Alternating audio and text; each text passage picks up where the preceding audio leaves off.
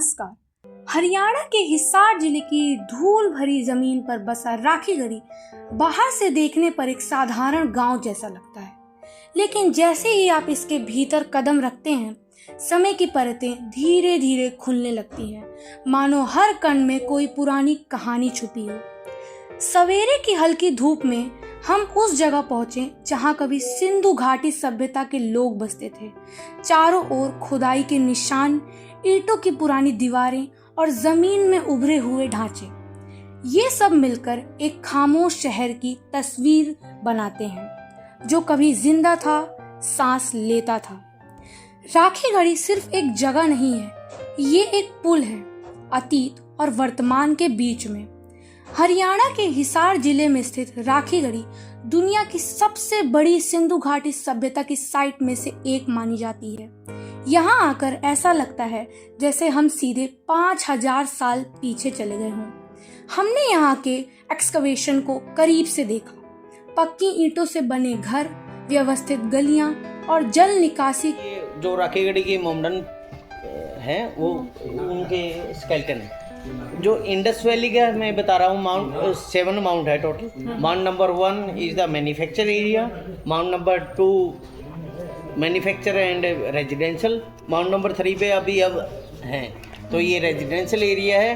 Modern activity के कारण ये ऊपर का जो खड्डा देख रहे हो आप, ये डिस्ट्रॉय कर रखे हैं मॉडर्न पीपल ने। अद्भुत व्यवस्था जो ये दिखाती है कि उस समय के लोग कितने उन्नत और संगठित थे।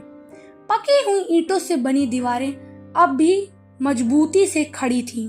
यहाँ से मिली मिट्टी के बर्तन, आभूषण और औजार ये बताते हैं कि लोग न सिर्फ खेती करते थे बल्कि कला में भी काफी आगे थे। व्यापार भी होता था और वो भी दूर दराज के इलाकों तक।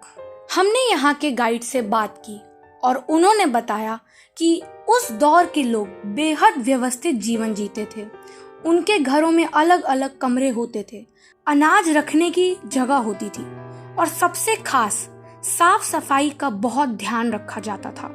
हम चलते रहे और हर कदम के साथ अतीत और स्पष्ट होता गया। कहीं टूटे हुए मिट्टी के बर्तन पड़े थे, कहीं छोटे छोटे मोतियों के टुकड़े। हम एक ऐसे हिस्से में पहुंचे जहां कंकाल मिले थे।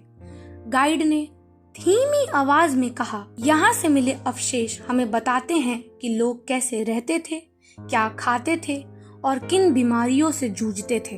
वो कशन थोड़ा भारी था। इतिहास अचानक बहुत व्यक्तिगत लगने लगा, जैसे ये सिर्फ सभ्यता नहीं बल्कि असली लोग थे जिनकी अपनी कहानियां थी। यहाँ अभी भी बहुत कुछ जमीन के नीचे छुपा हुआ है। हर साल कुछ नया मिलता है। इतनी विकसित सभ्यता आखिर कैसे खत्म हो गई होगी? क्या हुआ होगा उन लोगों के साथ? शायद इन सवालों के जवाब अभी भी इसी मिट्टी में छुपे हुए हैं। सूरज ढल रहा था और उसकी किरणें उन पुरानी दीवारों पर पड़ रही थी, जैसे इतिहास खुद हमें अलविदा कह रहा हो। शायद सच यही है, कुछ कहानियां कभी खत्म नहीं होती, वो बस मिट्टी में दबकर फिर से सुने जाने का इंतजार करती हैं। उम्मीद है कि आपको हमारा वीडियो पसंद आया होगा। हमारे वीडियो को शेयर और लाइक करें। देखते रहिए इंडिया।